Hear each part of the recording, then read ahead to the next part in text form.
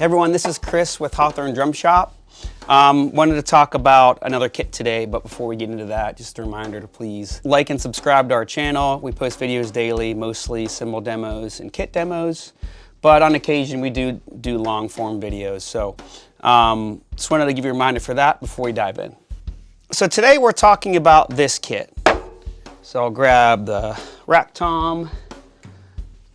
There is bass drum, and then the floor tom. So this is obviously 3-piece. This is a 15, I think it's a 15 by 15. I can't remember if this is a 12 or 13.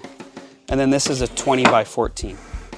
So these are Blaemire shells, or Blaemire shells, however you want to say it. So there was a white kit listed on Facebook Marketplace. I know you all are on Marketplace. Out in central Pennsylvania, so 3 hours away from where we were.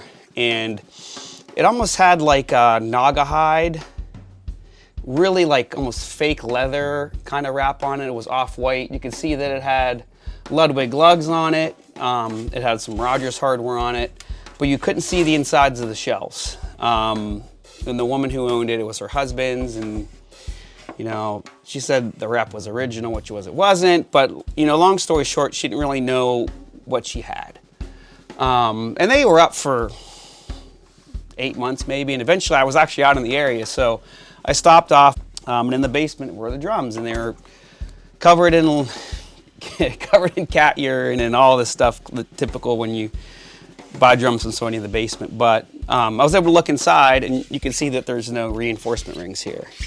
And I, just looking at it, knew that they were Blaemires. So before we get into why they look like this, a little bit of history of the company. So they're one of 4 or 5 companies that use fiberglass to build drums. Blaemire, there was Tempest, I don't know when they started, Milestone, which is a Canadian company, Pearl, which a lot of folks are familiar with the Pearl fiberglass. They did full-on fiberglass, and then they did wood fiberglass.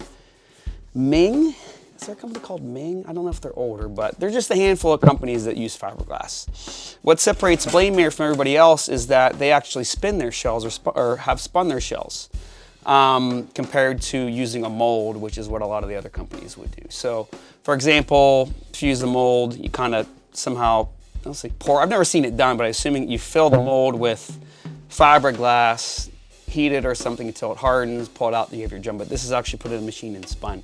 So really interesting drums. They sound really unique, and I'll show you what a kind of an unwrapped or a raw drum looks like. So this is from my collection. This is a 6.5 by 14 Blaemire shell, a Blaemire snare.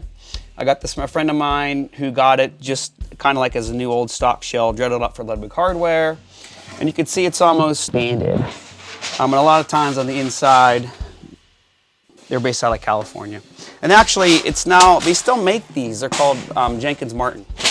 So company still exists, obviously in a little bit of a different form, but you can tell that these were painted black on the inside. And I didn't really figure this out until I got these back to the shop. So when I got them back, I was super excited. I wanted to make this, with the white wrap on it, look like this.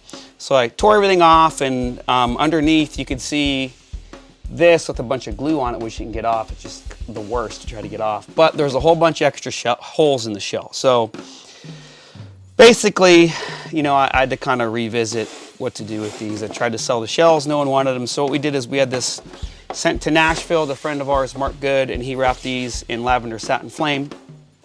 This is another snare drum that I have in my collection.